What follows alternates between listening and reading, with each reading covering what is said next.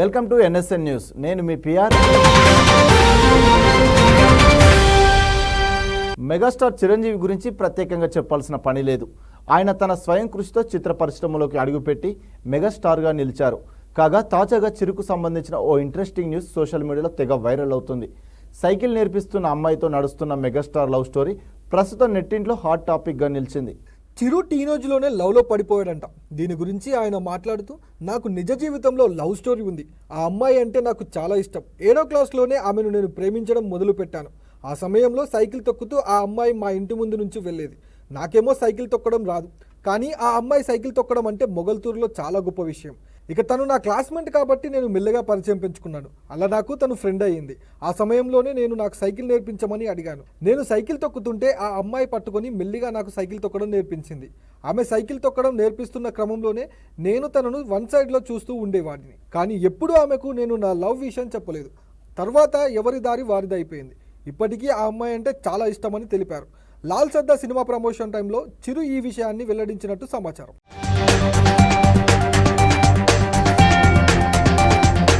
గోదావరి నదిపై నిర్మించిన సమ్మక్క సాగర్ బ్యారేజ్ ప్రారంభానికి ఎదురు చూస్తుంది.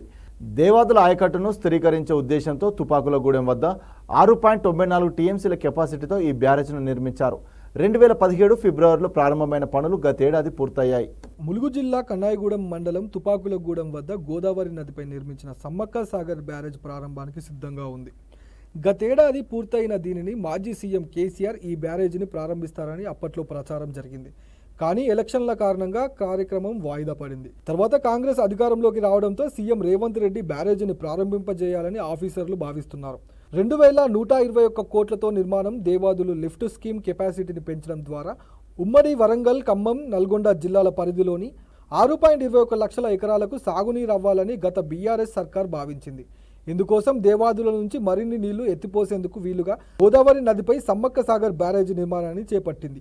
6.94 టీఎంసీల సామర్థ్యంతో ఈ ప్రాజెక్టు డిజైన్ చేసింది. 1624 కోట్ల అంచనాలతో పనులు ప్రారంభించారు. హైదరాబాద్కు చెందిన ఎస్యూడబ్ల్యూ, రిత్విక్ కంపెనీలు జాయింట్ వెంచర్లో పనులు దక్కించుకున్నారు. 60 పియర్లు, 59 రేడియల్ గేట్లు, 83 మీటర్ల ఎత్తు, 1132 మీటర్ల పొడవుతో బ్యారేజీ నిర్మించారు. 2020 ఫిబ్రవరి నాటికి పనులు పూర్తి కావాల్సి ఉండగా గడువు పొడిగిస్తూ వచ్చారు. దీంతో నిర్మాణ వ్యయం 497 కోట్లు పెరగగా మొత్తం 2121 కోట్లతో గత ఏడాది బ్యారేజీ నిర్మాణం పనులు పూర్తయ్యాయి. 2040 మెగావాట్ల విద్యుత్ ఉత్పత్తి చేసేలా సమ్మక్క సాగర్ ప్రాజెక్టును డిజైన్ చేశారు. తుపాకులగూడెం గ్రామం వైపు 9 పిలియర్లతో సమ్మక్క హైడ్రో ఎలక్ట్రిక్ ప్రాజెక్ట్ నిర్మాణం పనులకు అవసరమైన ప్రైమరీ వర్క్ ఇప్పటికే పూర్తి చేశారు. విద్యుత్ ఉత్పత్తికి సంబంధించిన పనులను జెన్కో సంస్థ చేపట్టాల్సి ఉంది. ఇంకా ఇది ప్రాథమిక దశలోనే ఉంది.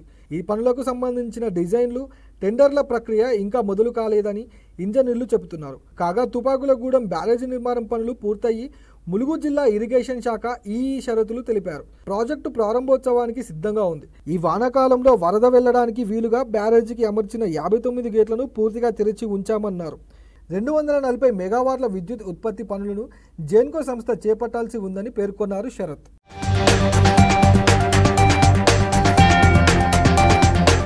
ఆంధ్రప్రదేశ్లో భీకర ప్రవాహంతో పరివాహక ప్రాంత ప్రజలను వణికించిన గోదావరి చివరకు శాంతించింది. గోదావరి వరదను చూసి చాలా గ్రామాల ప్రజలను సురక్షిత ప్రాంతాలకు తరలించారు. మరికొందరు కొండ గుట్టలపై తలదాచుకుంటున్న పరిస్థితి నెలకొంది. ఏటా గోదావరి వరదలతో దుర్భర జీవితం గడుపుతున్నామంటూ బాధితులు ఆవేదన వ్యక్తం చేస్తున్నారు. ఏపీలో ముంచెత్తిన గోదావరి వరదలతో విలీన మండలాల ప్రజలు అవస్థలు పడుతున్నారు. ఇప్పటికే కొందరు సురక్షిత ప్రాంతాలకు తరలివెళ్లగా మరికొందరు కొండగుట్టలను ఆశ్రయించారు.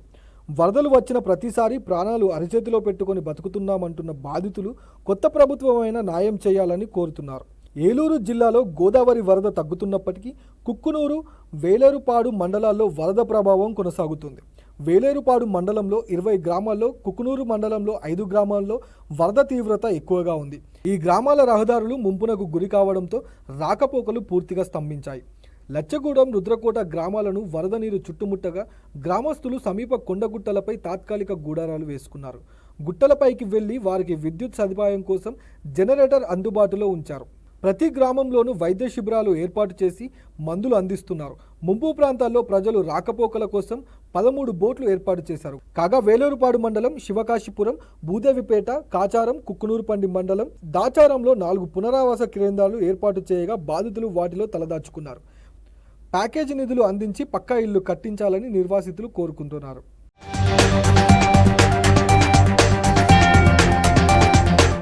కర్ణాటక రాష్ట్రం అసెంబ్లీలో బీజేపీ జేడీ ఎమ్మెల్యేలు నిరసనకు దిగారు.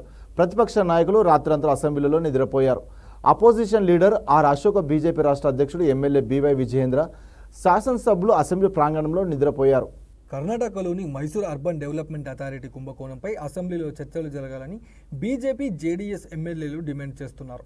అసెంబ్లీ స్పీకర్ చర్చకు అనుమతించకపోవడంతో వారు Congress government, Siddaramaiah, speaker UT ఖాదర్లకు వ్యతిరేకంగా భజన చేస్తూ ప్లకార్డులు పట్టుకుని ఆందోళన చేశారు. మూడ కుంభకోణానికి సంబంధించిన విపక్షాల వాయిదా తీర్మానం నోటీసులను అసెంబ్లీ స్పీకర్ ఖాదర్ తిరస్కరించారు. ప్రధాన ప్రతిపక్ష శాసనసభ్యులు అసెంబ్లీ లోపల పగలు రాత్రి నిరసన చేపట్టారు. ఈ నిరసనలో విధానసభలో ప్రతిపక్ష నేత చలవాడి నారాయణస్వామి, సిటీ రవి సహా బీజేపీ, జేడీఎస్తో పాటు పలువురు శాసనసభ, శాసనీ మండలి సభ్యులు పాల్గొన్నారు.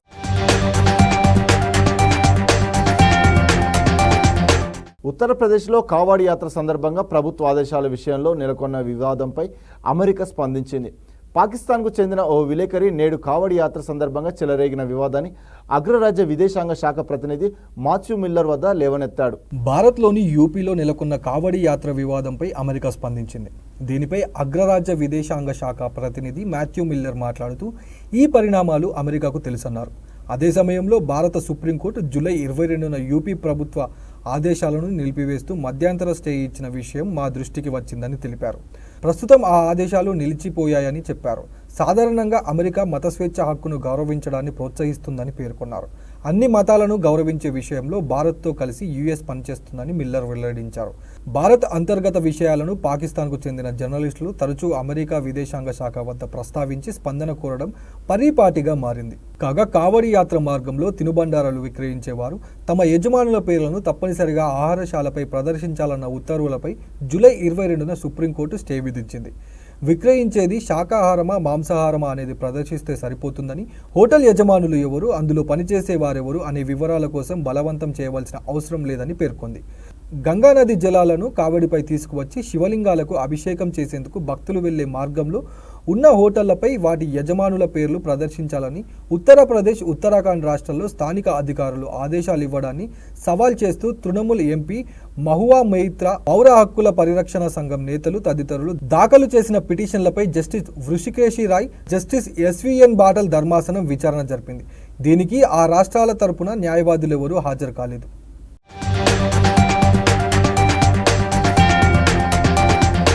అమరావతి రైల్వే మార్గం నిర్మాణానికి 2047 కోట్లు భారత రైల్వే శాఖ కేటాయించింది. 56 కిలోమీటర్ల మేర రైల్వే లైన్కు సంబంధించిన డిపిఆర్ పూర్తయింది. దీనికి నీతి ఆయోగ్ కూడా అనుమతి ఇచ్చిందని విజయవాడ రైల్వే డిఆర్ఎం నరేంద్ర ఏ పాటిల్ తెలిపారు. ఆంధ్రప్రదేశ్ రాజధాని అమరావతి రైలు మార్గ నిర్మాణానికి 2047 కోట్లు రైల్వే శాఖ కేటాయించింది. కేంద్ర రైల్వే మంత్రి అశ్విన్ వైష్ణవ్ ఆధ్వర్యంలో 2 తెలుగు రాష్ట్రాల డిఆర్ఎంలతో వీడియో కాన్ఫరెన్స్ను నిర్వహించారు. అనంతరం పాటిల్ తన కార్యాలయంలో మీడియా సమావేశం నిర్వహించారు. రాష్ట్రానికి బడ్జెట్లో అత్యధిక ప్రాధాన్యం ఇచ్చానన్నారు. 9152 కోట్లు కేటాయించారని, రైల్వే పూర్తి స్థాయిలో విద్యుదీకరణ, జనరల్ బోగీల తయారీకి అధిక ప్రాధాన్యం, అమృత్ భారత్ పథకం అభివృద్ధి వంటి అంశాలకు ప్రాధాన్యం ఇచ్చానన్నారు. విజయవాడ నుంచి గుంటూరు వరకు నిర్మిస్తున్న 3వ లైన్ పనులు చివరి దశకు వచ్చాయని, ఇందుకు 500 కోట్లు కేటాయించినట్టు చెప్పారు. విజయవాడ డివిజన్కు సంబంధించి అమృత్ భారత్ పథకంలో భాగంగా 23 రైల్వే స్టేషన్లను అభివృద్ధి చేస్తామన్నారు. అలాగే విజయవాడ రైల్వే స్టేషన్ను పూర్తి స్థాయిలో అభివృద్ధి చేసేందుకు ఏర్పాట్లు జరుగుతున్నాయని తెలిపారు. ఆగస్టు 10కి రాష్ట్రంలో అవసరమైన చోట ప్యాసింజర్ రైళ్లు అందుబాటులోకి తీసుకొస్తామన్నారు. దేశవ్యాప్తంగా ఐఆర్టీసీ ఆధ్వర్యంలో 1000 వంటశాలను భారత రైల్వే ఏర్పాటు చేయనుందని, వాటిలో విజయవాడ పరిధిలో 27 కేటాయించారని వివరించారు. అమృత్ భారత్ పథకం కింద విజయవాడ రైల్వే స్టేషన్లను అభివృద్ధి చేస్తున్నాం. నిత్యం ప్రయాణికులతో కిటకిటలాడే ఈ స్టేషన్ కోసం రాబోయే 50 ఏళ్లను దృష్టిలో పెట్టుకుని మాస్టర్ ప్లాన్ రూపొందించాం. అలాగే విజయవాడ రైల్వే స్టేషన్కు అతి సమీపంలో ఉన్న అమరావతి రాజధానికి కనెక్టివిటీ పెంచేందుకు 56 కిలోమీటర్లతో కొత్త రైలు మార్గాన్ని 2000 కోట్లతో అమరావతి రైల్వే లైన్ నిర్మాణానికి నిధులు కేటాయించామన్నారు. దీనికి నీతి ఆయోగ్ కూడా అనుమతి ఇచ్చిందని కేంద్ర రైల్వే మంత్రి అశ్విన్ వైష్ణవ్ పేర్కొన్నారు. అమరావతిలో పెండింగ్ రైల్వే లైన్ల గురించి పార్లమెంట్లో విజయవాడ ఎంపీ కేశినేని చిన్న అడిగిన ప్రశ్నలకు రైల్వే మంత్రి ఈ మేరకు వివరణ ఇచ్చారు.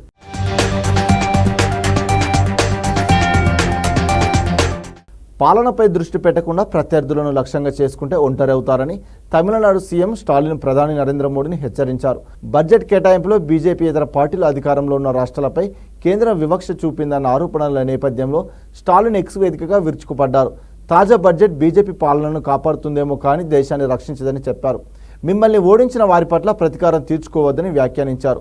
సొంత ఇష్టాల ప్రకారం పరిపాలిస్తే ఒంటరిగా మిగిలిపోతారని హెచ్చరించారు.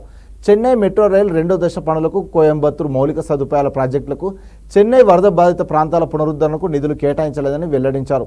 కేంద్రం నుంచి 37,000 కోట్లు రావాలని ఇప్పటి వరకు 276 కోట్లు మాత్రమే ఇచ్చారని వివరించారు. ప్రభుత్వ నియామక పోటీ పరీక్ష పేపర్ల లీకేజీని నియంత్రించడానికి బీహార్ ప్రభుత్వం కీలక నిర్ణయం తీసుకుంది. పోటీ పరీక్షల్లో జరిగే అవకతవకలను అడ్డుకట్ట వేయడానికి బీహార్ పబ్లిక్ ఎగ్జామినేషన్ బిల్లును తీసుకువచ్చింది. బీహార్ శాసనసభలో అసెంబ్లీ వ్యవహారాల మంత్రి విజయ్ కుమార్ చౌదరి ఈ బిల్లును ప్రవేశపెట్టారు. అయితే ప్రతిపక్షాలు సభ నుంచి వాకౌట్ చేయగా మూజవాణి ఓటుతో బిల్లుకు ఆమోదం లభించింది. ఈ బిల్లు ప్రకారం ప్రభుత్వ నియామక పోటీ పరీక్షలు అక్రమాలకు పాల్పడితే 3 నుంచి 5 ఏళ్ల వరకు జైలు శిక్ష, 10 లక్షల జరిమానా విధిస్తారు.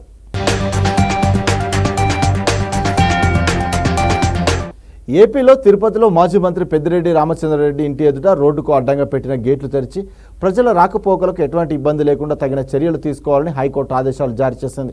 ఆ గేట్లను మూసివేయవద్దని పేర్కొంది. పెద్దిరెడ్డి ఆస్తికి భద్రతాపరమైన సమస్యలు ఉంటే సంబంధిత అధికారులకు రక్షణ నిమిత్తం దరఖాస్తు చేసుకోవచ్చని తెలిపింది. ఆ దరఖాస్తుపై నిబంధనల మేరకు అధికారులు చర్యలు తీసుకోవాలని పేర్కొంది. పెద్దిరెడ్డి స్థలంలో నిర్మాణాలపై బలవంతపు చర్యలొద్దంటూ ఈ నెల 8న ఇచ్చిన ఉత్తర్వులను 10న సవరించింది. ఈ ఉత్తర్వులు తాజాగా వెలుగులోకి వచ్చాయి.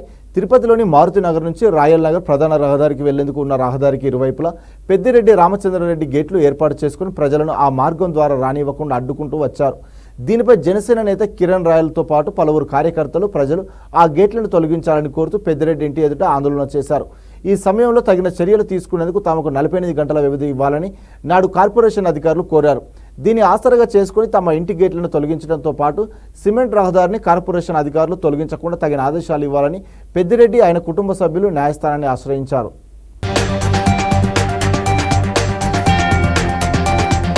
మద్యం కుంభకోణంలో జగన్ వేల కోట్లు దోచుకోవడమే గాక పేద ప్రజల ఆరోగ్యాన్ని సైతం హరించారని ఏపీ బీజేపీ విమర్శించింది.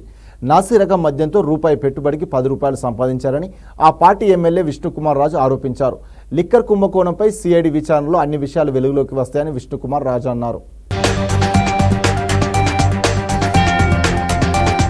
కేవలము సంవత్సరానికి 300 కోట్ల రూపాయలు మెటీరియల్ డిస్టిలరీ నుంచి మన వైన్ షాప్స్కి తీసుకుని వచ్చి అమ్ముతే 5 సంవత్సరాల్లో జగన్మోహన్ రెడ్డి గారు దోచిన దోపిడీ 30,000 కోట్ల రూపాయలు. ఇది ఒకటే కాకుండా నాసి రకం లిక్కర్ తోటి అత్యంత దారుణంగా చాలామంది, వందలాది మంది చనిపోవటం జరిగింది ఉత్తరాంధ్ర జిల్లాల్లో. మేము కేజీహెచ్ కూడా సందర్శించడం జరిగింది ఈ లిక్కర్ పైన. అక్కడ లివర్ సిరోసిస్ వచ్చి గ్యాస్ట్రో ఎంట్రాలజీ డిపార్ట్మెంట్ మొత్తం బెడ్స్ తోటి నిండిపోయి ఉంది. తర్వాత ఈ డెత్స్ నమోదు కాకుండా చేయటం గురించి ఆనాటి ప్రభుత్వ ఆదేశాలతోటి ఇంకా 2-3 రోజుల్లో, వారం రోజుల్లో అతను చనిపోతాడు అని డిసైడ్ చేసుకున్నాక కేజీహెచ్ నుంచి డిశ్చార్జ్ చేసేసిన పరిస్థితులు మేము చూసాం. జాతీయ ఉపాధి హామీ పథకం నరేగా కింద 2014-19 వరకు పనులు చేసిన వారికి పెండింగ్లో ఉన్న బిల్లులను ఏపీ ప్రభుత్వం విడుదల చేసింది. సీఎం ఆదేశాలతో ఆర్థిక మంత్రి పయ్యావుల కేశవ్ 42 కోట్లను విడుదల చేశారు. గత తెలుగుదేశం ప్రభుత్వ హయాంలో నరేగా పనులన్నీ టీడీపీ శ్రేణులు చేశారని ఆరోపిస్తూ నిధులు విడుదల చేయకుండా వైసీపీ ప్రభుత్వం కక్ష సాధింపు చర్యలకు పాల్పడింది. అప్పు తెచ్చి పనులు చేసిన చిరు కాంట్రాక్టర్లు ఎందరో జగన్ సర్కారు వైఖరి వల్ల ఆర్థికంగా ఇబ్బందులు పడ్డారు. ప్రభుత్వ తాజా నిర్ణయం బాధితులందరికీ ఊరట కలిగింది.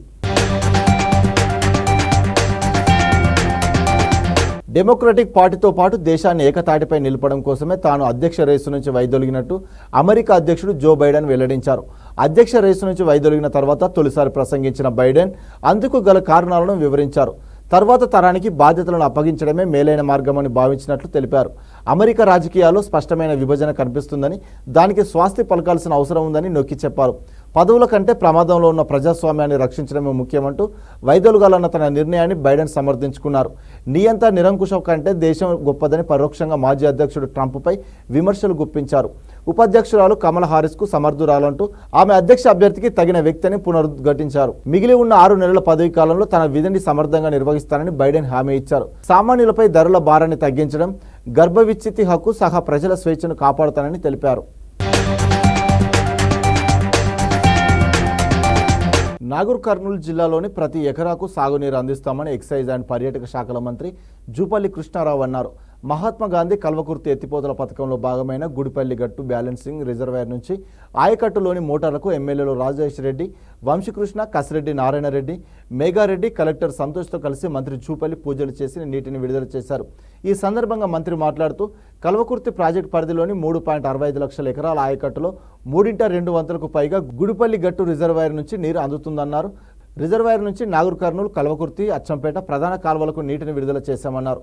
పంపుల ద్వారా ప్రతిరోజు 650 క్యూసెక్కుల నీటిని విడుదల చేయనున్నట్లు పేర్కొన్నారు మంత్రి.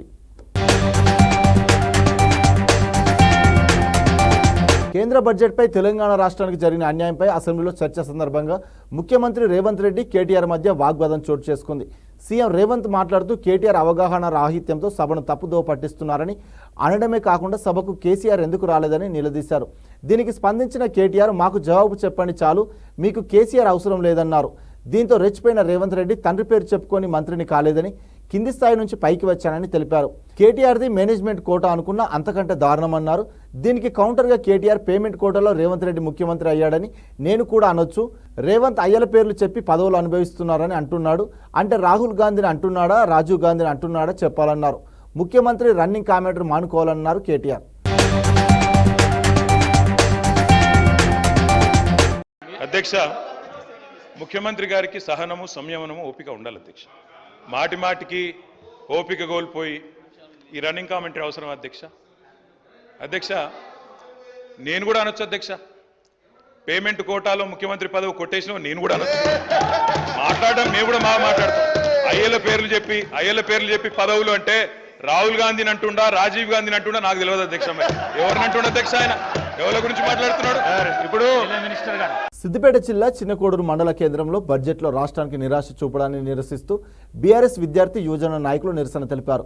స్థానిక అంబేద్కర్ విగ్రహానికి వినతి పత్రం అందించారు. బీఆర్ఎస్వి బీఆర్ఎన్వై మండల అధ్యక్షులు గుజ్జరాజు, గుండెవెల్లి వేణులు మాట్లాడారు. పార్లమెంట్ సమావేశాల్లో ప్రవేశపెట్టిన బడ్జెట్లో కేంద్ర రాష్ట్రానికి రూపాయి కేటాయించకుండా వివక్షతకు గురిచేసిందన్నారు. లోక్సభకు 8 మంది బీజేపీ ఎంపీలు, 8 మంది కాంగ్రెస్ ఎంపీలు ఉండి కూడా తెలంగాణకు లాభం లేదన్న నాయకులు, 2 కేంద్ర మంత్రులు నిధులు తీసుకురాకపోవడం వారి విజ్ఞతకే వదిలేస్తున్నామన్నారు. గతంలో పలు సభలలో మోడీ బడేబాయ్, నేను చోటాబాయ్ అంటూ వత్తాసు పలుకుతూ సీఎం రేవంత్ రెడ్డి చేసిన వ్యాఖ్యలను గుర్తు చేశారు. ఇంతటితో ఈ వార్తలు సమాప్తం. మరిన్ని వార్తలతో మళ్ళీ కలుద్దాం. అంతవరకు చూస్తూనే ఉండండి మన NSN న్యూస్.